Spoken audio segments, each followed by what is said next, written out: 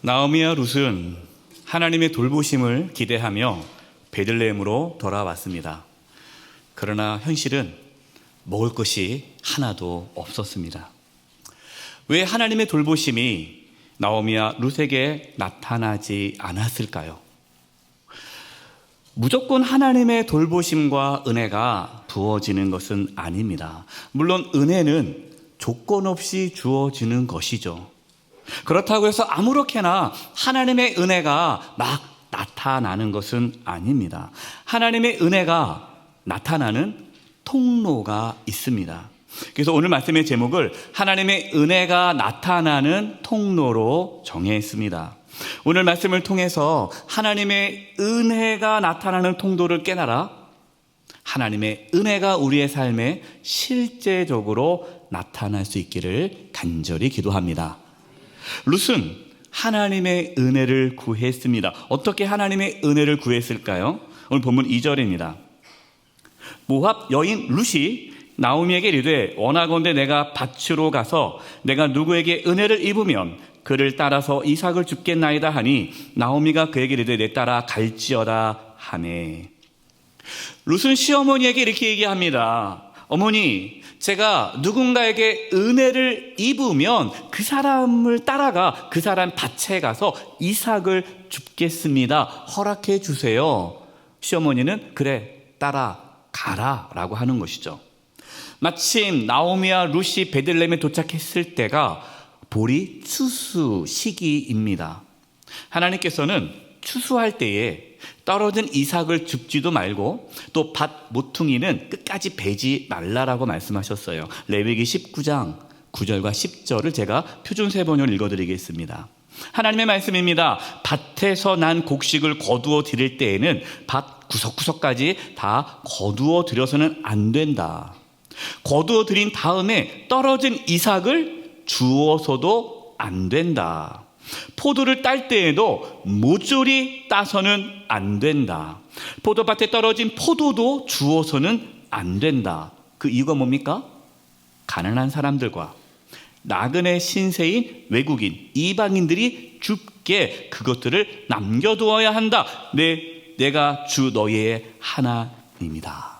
아멘. 하나님께서는요, 가난한 자들과 나그네 이방인들이 떨어진 이삭을 주어서 최소한의 생계를 유지할 수 있도록 그렇게 말씀해 주셨습니다.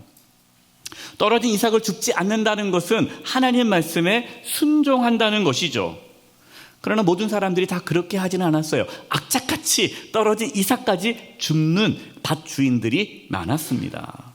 그러면 가난한 사람들은 떨어진 이삭을 구할 수 없기 때문에 굶어 죽게 되겠죠. 룻은 자신이 은혜를 입어 떨어진 이삭을 줄 수 있는 그 밭에 가서 이삭을 줍겠다라고 말을 하는 겁니다. 지금이 어떤 시대예요? 사사시대입니다. 사사시대는 하나님을 왕으로 섬기지 않죠. 그래서 많은 사람들이 하나님 말씀에 순종하지 않습니다. 그래서 지금 밭에 이삭이 떨어졌을 때 줍지 않고 내버려 두는 사람이 거의 없었다라는 거예요. 근데 룻이 가가지고 밭 주인에게 하나님께서 말씀하셨으니 떨어진 이삭을 줍지 마십시오. 내가 좀 가져가게. 그렇게 말할 수 없잖아요. 그러니까 떨어진 이삭을 줍지 않는 그러한 밭을 만나는 것이 은혜인 거죠. 룻이 할 수 있는 것은 무엇일까요? 그 은혜가 임할 때에 떨어진 이삭을 줍는 것이 룻이 할 수 있는 유일한 일이었습니다. 땅에 떨어진 이삭을 줍는다는 것, 그것은 인생의 밑바닥을 경험하고 있다는 것입니다. 룻은 자신이 할 수 있는 일에 최선을 다했습니다. 바로 이것이 하나님의 은혜가 나타나는 통로입니다. 하나님의 은혜가 언제 나타날까요? 인생의 바닥을 칠 때 하나님의 은혜가 나타납니다. 바닥을 친다는 것은요, 더 이상 내려갈 게 없을 때예요. 한마디로 기대할 것이 아무것도 없는 상태입니다.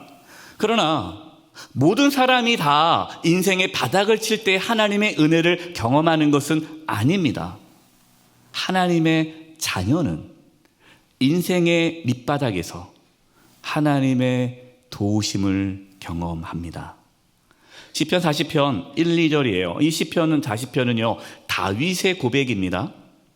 내가 여호와를 기다리고 기다렸더니 귀를 기울이사 나의 부르짖음을 들으셨도다. 나를 기가 막힐 웅덩이, 그 기가 막힌 웅덩이와 수렁에서 끌어올리시고 인생의 밑바닥에서 나를 끌어올리시고 내 발을 반석 위에 두사 내 걸음을 견고하게 하셨도다. 다윗은 인생의 그 밑바닥에서 하나님께 부르짖었습니다. 자신의 그 자리에서 최선을 다했습니다. 하나님께서는 그때마다 다윗을 그 인생의 밑바닥에서 일으켜 주셨습니다. 다윗은 인생의 밑바닥에서 하나님의 은혜를 경험했죠. 그것이 나중에 다윗이 위대한 지도자로 만드는 과정이었습니다. 사랑하는 성도 여러분, 우리도 룻처럼 가만히 있지 말고 하나님의 은혜를 기대하면서 자신이 할 수 있는 일에 최선을 다하시기 바랍니다. 하나님의 은혜가 룻에게 어떻게 나타났을까요? 오늘 본문 3절과 4절입니다. 룻이 가서 베는 자들을 따라 밭에서 이삭을 줍는데 이 중요한 단어가 나와요. 우연히 엘리멜렉의 친족 보아스에게 속한 밭에 이르렀더라. 마침, 이 단어도 중요해요. 마침 보아스가 베들레헴에서부터 와서 베는 자들에게 이르되 여호와께서 너희와 함께 하시기를 원하노라 하니 그들이 대답하되 여호와께서 당신에게 복 주시기를 원하나이다 하니라. 하나님의 은혜가 어떻게 나타났습니까? 우연히 마침 하나님의 은혜가 나타났어요. 룻이 계획해서 보아스 밭에 간 겁니까? 아니에요. 그냥 갔는데 갔더니 우연히 그 밭이 시아버지의 친족 보아스의 밭인 거예요. 또 마침 평소에 보아스가 안 오는데 또 마침 그때 보아스가 밭에 온 것입니다. 그래서 우연히 마침 룻은 보아스를 만나게 되었죠. 이처럼 하나님의 은혜는 우연을 통하여 임합니다. 하나님은 우연한 만남, 우연한 사건, 여러 우연과 마침의 순간들을 통해서 우리의 삶을 인도하십니다. 우리가 보기에는 세상 사람들은 우연이겠지만 우리는 뭐라고 고백합니까? 그 우연 가운데 나타난 하나님의 인도하심이라고 고백하죠. 이걸 어려운 말로 섭리라고 합니다. 우연 가운데 나타난 하나님의 인도하심. 사랑하는 성도 여러분, 살아오면서 우연 가운데 나타난 하나님의 인도하심 경험 많이 해보셨죠? 저도 경험을 참 많이 했습니다. 계획대로 되지 않았는데 정말 그냥 우연하게 마침 그 가운데 나타난 하나님의 인도하심이 제 삶에 가득합니다. 우리가 계획할지라도요, 그 계획을, 그 걸음을, 그 삶을 인도하시는 분은 하나님이심을 잊지 마십시오.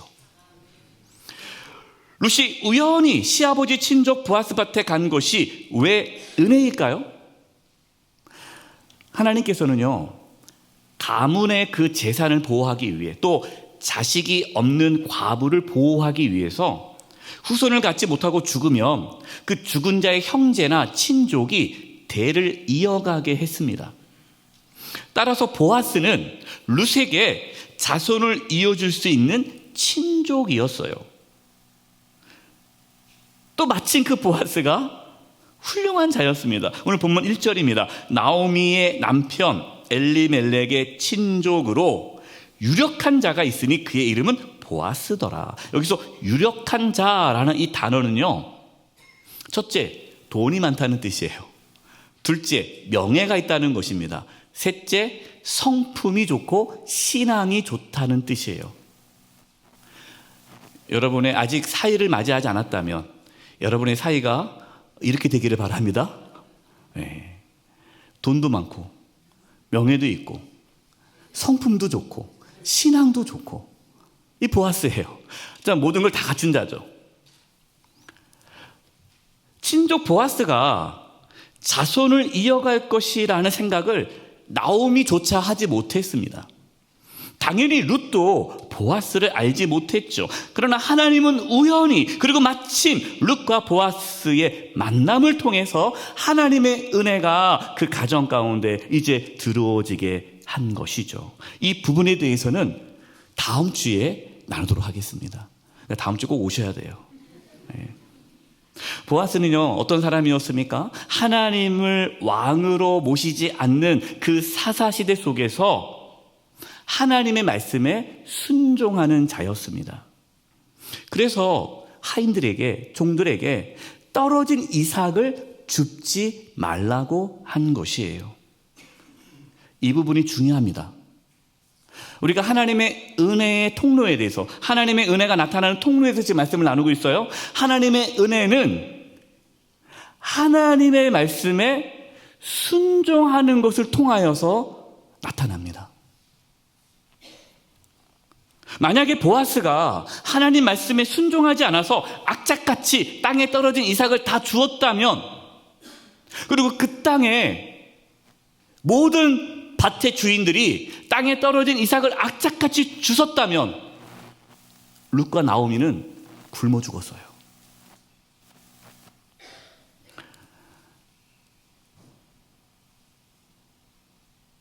하나님은 보아스의 그 순종을 통해 룻에게 하나님의 은혜를 경험하게 한 것이죠. 보아스는요, 일꾼들을 만났을 때 하나님이 여러분과 함께 하기를 원한다라는 인사를 합니다. 그리고 일꾼들은 보아스에게, 주인님에게 하나님의 복이 있기를 원합니다라고 또 인사를 해요. 그 인사를 보면요, 보아스가 하나님 중심적인 삶을 살았다는 것을 알 수 있습니다. 이렇게 하나님 말씀에 순종하고 하나님 중심적인 삶을 살아가는 그 사람이 하나님의 은혜의 통로가 됩니다. 지금도요, 하나님은요, 하나님의 말씀에 순종하는 그 사람을 통해 하나님의 은혜를 이 땅 가운데 나타내 주십니다. 이 땅에 가난하고 억압받고 고통받는 자들을 돌아보라고 하나님께서 말씀하셨는데, 그 말씀에 순종하는 자를 통해 하나님의 은혜는 지금도 가난하고 고통 가운데 있는 자들이 하나님의 은혜를 받게 하시죠. 저와 여러분이 보아스처럼 하나님의 은혜를 나타내는 통로가 되기를 간절히 바랍니다. 저희 교회 장로님 내외가, 또 우리 교회 성도님들이 이게 한미일 청년 밥상을 섬기고 있습니다. 한미일 청년 밥상을 통해서 지역에 있는 정말 어렵고 힘든 어르신들과 학생들이 거의 무료로 식사를 합니다. 사실 그 일이 얼마나 힘든 일입니까? 하지만 그 여러분들의 그 수고와 헌신, 하나님의 말씀에 순종, 이웃을 사랑하라는 그 말씀에 순종함으로 우리 지역에 하나님의 은혜가 나타나고 있는 거예요. 제가 밖에서 만나면 얼마나 고마워하는지 몰라요. 하나님의 은혜를 지금 경험하고 있기 때문에 그래요. 보아스는요, 열심히 이삭을 줍고 있는 룻을 보았습니다. 저 룻이 누구냐라고 물어보니까 이 관리자가, 저 여인은 나오미와 함께 온 모압 여인입니다 라고 얘기해요. 보아스는 나오미를 알고 있어서 친족이니까요. 그리고 소문을 들었습니다. 나오미와 함께 이방 여인, 모압 여인이 왔다라는 것도 알았어요. 근데 처음 룻을 본 거죠. 근데 관리인이 이렇게 얘기합니다. 주인님, 이 여인이요, 아침 일찍 와서 이삭을 줍게 해달라고 부탁하고서 지금까지 아주 열심히 이삭을 줍습니다 하고 칭찬하는 거예요. 룻이 왜 이렇게 열심히 이삭을 주울까요? 누구 때문에? 시어머니도 밥해 드리려면 자기 것만 주우면 안 되잖아요. 근데 땅에 떨어진 이삭이 얼마나 되겠습니까? 그러니까 아무리 주워도 뭐 밥 한 공기 나오지도 않을 거 아니겠어요. 그러니까 시어머니 2공기 밥 만들려면 얼마나 열심히 주워야겠어요. 그것을 본 거죠, 사람들이. 그리고 정말 기특하다 생각한 겁니다. 보아스는 이런 루스에게 호의를 베풉니다. 이것이 본문 8절과 9절을 제가 표준 세번역으로 읽어드리겠습니다. 보아스가 루스에게 말하였다. 여보시오 세대에 내가 하는 말을 잘 들으시오. 이삭을 주우려고 다른 밭으로 가지 마십시오. 여기를 떠나지 말고 우리 밭에서 일하는 여자들을 바싹 따라다니도록 하시오. 우리의 일꾼들이 곡식을 거두는 밭에서 눈길을 돌리지 말고 여자들이 뒤를 따라다니면서 이삭을 줍도록 하시오. 젊은 남자 일꾼들에게는 덱을 건드리지 말라라고 단단히 일러두겠소. 목이 마르거든 주저하지 말고 물단지에 가서 젊은 남자 일꾼들이 길어다가 둔 물을 마시도록 하시오. 보아스는 룻에게 호의를 베풀었습니다. 그 호의가 룻에게는 하나님의 은혜로 다가온 것이죠. 룻은 보아스의 호의를 당연하게 여기지 않았습니다. 정말 진심으로 감사하였습니다. 여기서 중요한 사실, 하나님의 은혜를 당연한 것으로 여기지 않고 감사함으로 받아들이는 자에게 나타납니다. 한번 따라서 해볼까요? 감사가 하나님의 은혜의 통로입니다. 감사가 하나님의 은혜의 통로라는 거예요. 그래서 감사하는 자에게 하나님의 은혜가 계속 부어지는 것이죠. 10절입니다. 룻이 엎드려 얼굴을 땅에 대고 절하며 그에게 이르되 나는 이방 여이거늘 당신이 어찌하여 내게 은혜를 베푸시며 나를 돌보시나이까. 룻은 엎드려 얼굴을 땅에 대고 보아스에게 절을 합니다. 그러면서 이렇게 얘기하는 거예요. 나는 이방 여인입니다. 어찌 나 같은 자에게 은혜를 베푸십니까? 이 말이 뭡니까? 룻은 보아스의 호의와 은혜를 받을 만한 사람이 아니라고 고백하는 거예요. 당연하게 여기지 않은 겁니다. 사랑하는 성도 여러분, 여러분은 하나님의 은혜를 어떻게 받아들이고 있습니까? 당연한 것으로 받아들이고 있습니까? 당연하지 않아요. 여러분에게 어떠한 호의가 있을 때, 누군가가 여러분에게 어떠한 친절을 베풀고 호의를 베풀 때에 여러분 그것을 당연하게 여기십니까? 그러면 안 돼요. 어떤 분들은요, 누가 나한테 잘해주는 걸 당연하게 여기는 분들이 있어요. 이 정도는 해줘야지 나한테. 당연한 거 아니야? 그분에게는요, 하나님의 은혜가 잘 안 나타나요. 11절 12절입니다. 보아스가 그에게 대답하여 이르되 내 남편이 죽은 후로 내가 시어머니에게 행한 모든 것과 내 부모와 고국을 떠나 전에 알지 못하던 백성에게로 온 일이 내게 분명히 알려졌느니라. 여호와께서 내가 행한 일에 보답하시기를 원하며 이스라엘 하나님 여호와께서 그의 날개 아래 보호를 받으러 온 내게 온전한 상 주시기를 원하노라 하는지라.